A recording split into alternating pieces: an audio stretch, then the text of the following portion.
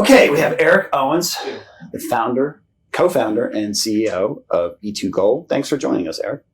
Thank you. Thank you very much for having me on the show. Sure. So you got a large background, very diverse. Tell us about it. So I'm an exploration geologist by history, a geologist by education. I've spent 30 plus years in the mineral exploration industry throughout the Western Hemisphere, northern half of the Western Hemisphere, from Central America to Baffin Island.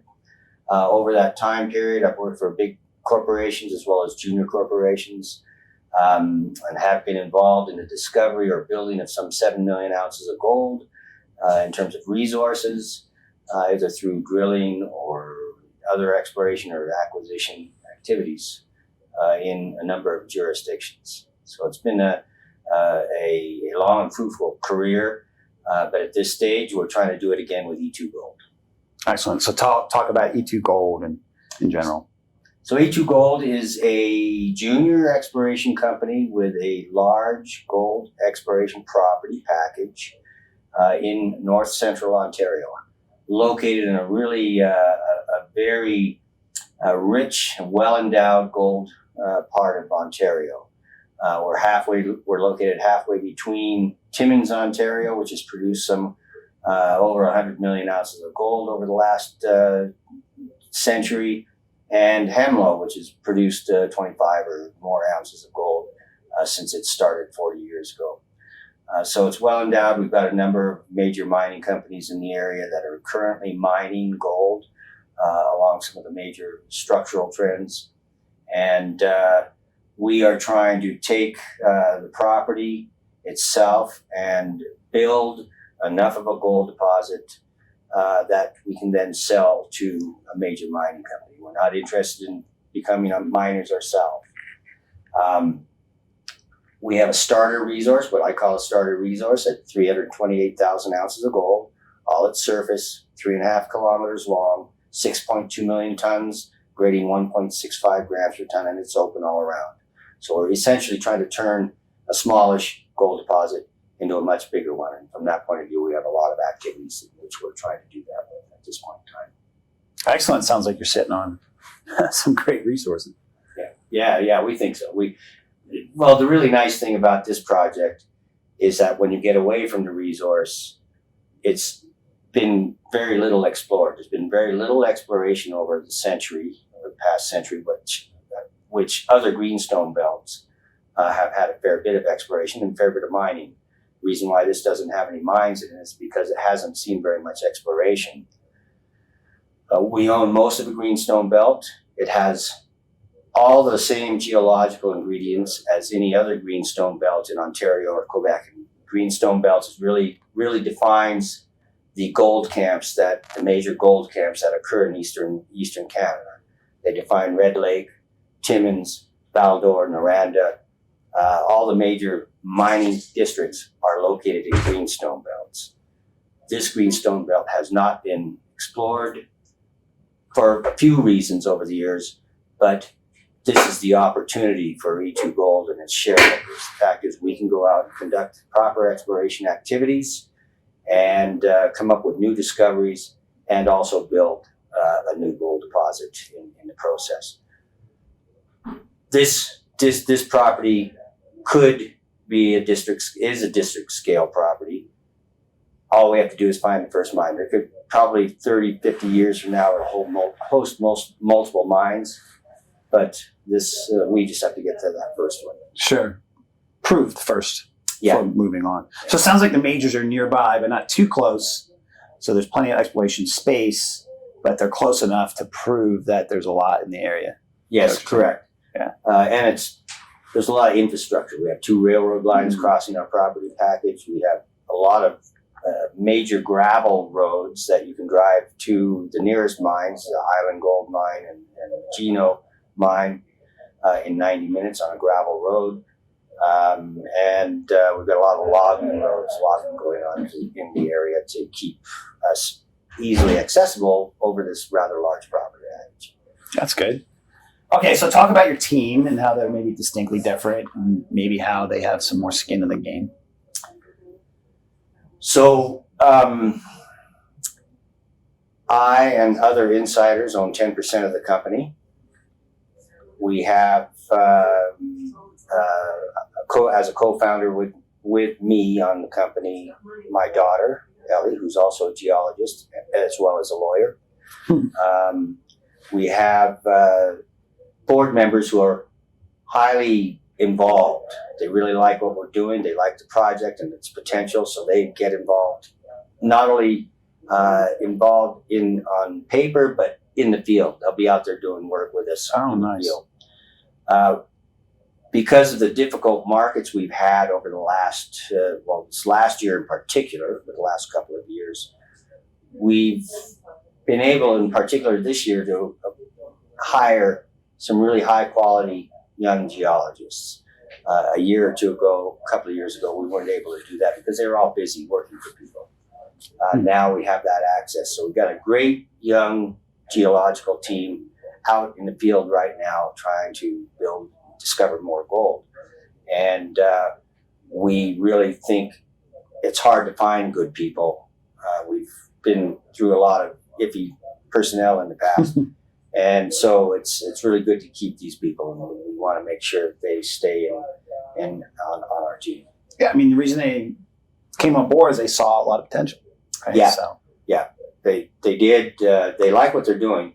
It's interesting though, because typically a young geologist comes out of university and they may be knowledgeable and sharp and so forth about it all, and keen and interested.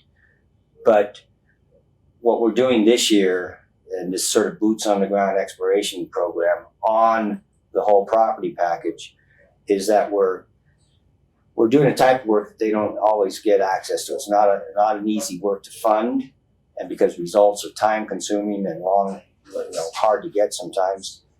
But instead, they typically go log drill core for a mining company, and that mining company is building an ore deposit. So they're on the same geology all the time in a drill core. So this is an unusual step for them, especially this early in their career.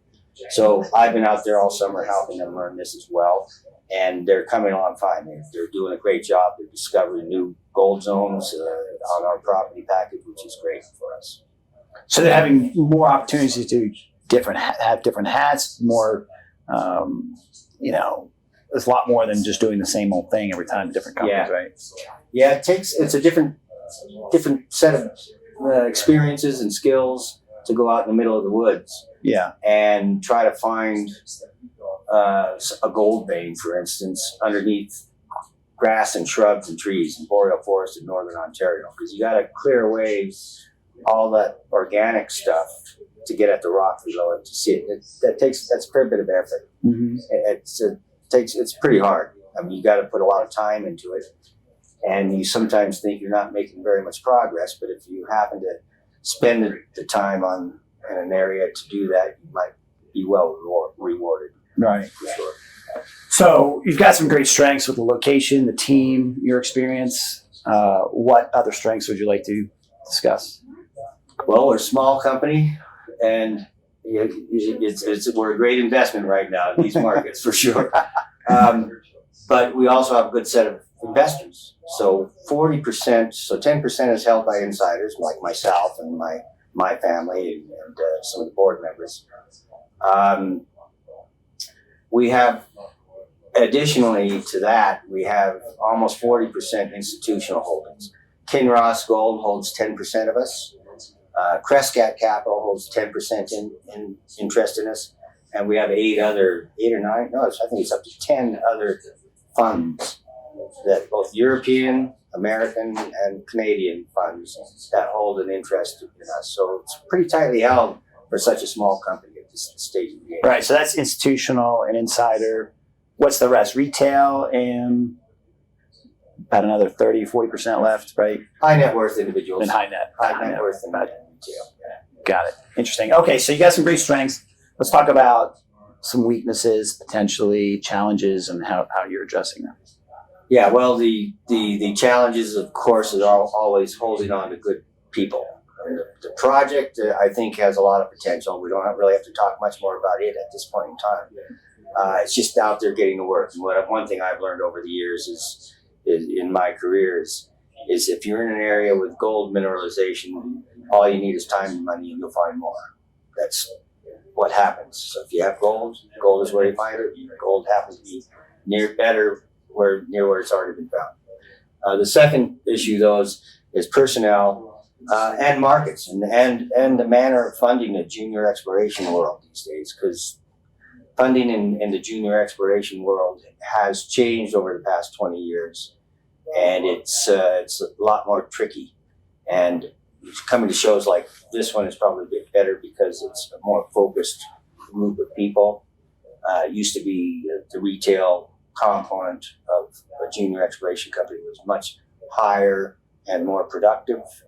It is not as easy today to find that Retail people? More retail investors? Yeah, because they're less today. Yeah, well, they're stuck on tech and meme stocks and things like that. So if we in a recession, they'll look to diversify to the different sectors. So I think that'll bode well for the mining if we actually do go into recession. Yeah, it may be situational, as you're saying, but we've been having these discussions amongst a number of us over the past 10 years. So whether it's been up or down, the retail sector is even in the down. Yeah, even in the up versions. It hasn't been much down the past 10 years. There's been 2010 was definitely a down year. Yeah, 2016 was pretty bad for the junior mining. Interesting. So let's say in the future, how much runway do you have in the future? What is your typical going to be your funding sources, you think, in the future? Well, right now we see mining companies as well as funds, other institutional funds, and high net worth individuals. And we see that there will be a change in the market. We just don't know when. Right now, people don't have money to invest, or they have less money to invest than they used to. That will likely change. We've been through downturns before, and these sector downturns in this industry before. And we'll come out of it, and then there will be money available to do the work necessary. In the meantime, we've been raising little dribs and drabs of money this year because we wanted to make sure we kept this summer field program going for our geologists and also for us and our shareholders. Because if we didn't collect some information, you can only collect by doing what we're doing in the summer. And if we had decided to shut down and not raise dribs and drabs of money to keep things going, then we would have had to wait until next year to collect. We would have lost a year, and I don't think that's in anybody's best interest. No. So we're working hard at keeping funding, and we're finding funds to kind of circle back around your question. We're finding funds in our existing shareholders, as well as some new ones that we get access to. They tend to be more institutional and less retail. Mm-hmm. So. Yeah. Well, I mean, as more money managers, 401ks, people just throw their money toward these institutions and say, hey, manage my money. And so that's where a lot of the retail investors sometimes just go with their, especially the retirement funds. Yeah, and a lot of challenges are as well because funds and other groups of pools of money don't invest directly into the companies and do some sort of third party. Yeah, some sort of group. Yeah. Yeah, it's going to be interesting if we go into recession, what's going to improve and what's not, but we're always going to need these minerals. So, and they'll always have a floor cost. And if you've lived through these cycles, then you know how to handle it. Yeah. And correct. And the, challenges are probably the same as everywhere. How do you keep people involved and interested? And that's what has to be done. Right, exactly. Okay, so let's talk about some timelines and what the best case, worst case in the next few years here for you. So in the immediate near term, from an investment point of view, we have been, a lot of the work we've been doing this summer that has led to some new developments for us this summer. Our next drill program, which we would anticipate doing in the winter time, because where we want to drill it would expand our resource by double double the size potentially. And unfortunately, it's in an area that it has a lot of boggy area, not totally, but has enough boggy area that we need to make sure it's all frozen to be able to do that. So we need to do that in the winter. So we could get drilling as early as middle of December, provided the weather plays nice with us. So that's the first step. And if that happens, and if we're successful in that program, that would be probably a 2 to 3 month program in the middle of winter. If we're successful there, then that would lead to follow-up drilling. That would lead to more drilling to build that deposit bigger. Separately, we have new discoveries out further away, 50 kilometers away, still on our property, where we found new gold-bearing zones in pretty much virgin territory. And those are going to require not only more work from data collection before we get to drilling those, but perhaps even more surface geological work next summer. So those will be, we envision drilling near McKinnon zone, near our resource, within the next 3 or 4 months as winter approaches. It's probably a couple of months now. And pending success, continue that program while also moving out to some of these other more remote areas to build on those projects to see if we can turn those into drill targets as well. Right. So how are some of the numbers? Did you talk about some of the numbers of what your samples are getting? So we've gotten up to 5 grams per ton in certain samples from surface work. Our newest sample was 0.5 gram per ton out to the southeast, way distal, but that's really good for such a random activity as walking through the woods and just grabbing samples. So we hope to see more, but that's why you have to go back in and do a lot more work to see what it all means. So it provides us with work. From the drill program, we've been getting up to 30 grams per ton over a meter. So there's high grade rocks there. The nature of our resource is a disseminated deposit all at surface from 0 meters down to 150 meters. And in that zone, it's typically 20 to 30 meters wide of 0.5 gram to 1 gram material, but within that 30 meter wide 0.5 to 1 gram material, you get anywhere from 1 meter to 3 to 4 meters of 15 to 30 gram material. So you can get some pretty good high grade zones. That's good. So that's some decent numbers. What kind of byproducts minerals are you getting out of that? So we don't. The resource is really a gold only resource. We do have some small amounts of copper sulfides in there. So a little bit of copper.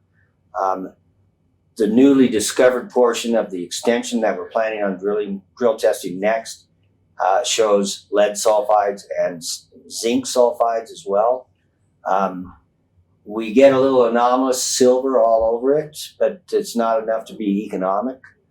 And then we have a number of associated geochemical signatures as well with that zone that we can use from an exploration point of view, but wouldn't be of any interest economically. Interesting. Wow. Okay. So in terms of things look really promising, you have to get into the permitting, the feasibility. Where are you in that, and how long do you think that'll take? So the permitting, everything we want to do right now is all fully permitted. So we can get out there drilling tomorrow if we had the money and if we could move the drill rig into the area that we want from a geographical point of view. So permitting generally is a fairly straightforward process in Ontario, and for us in particular.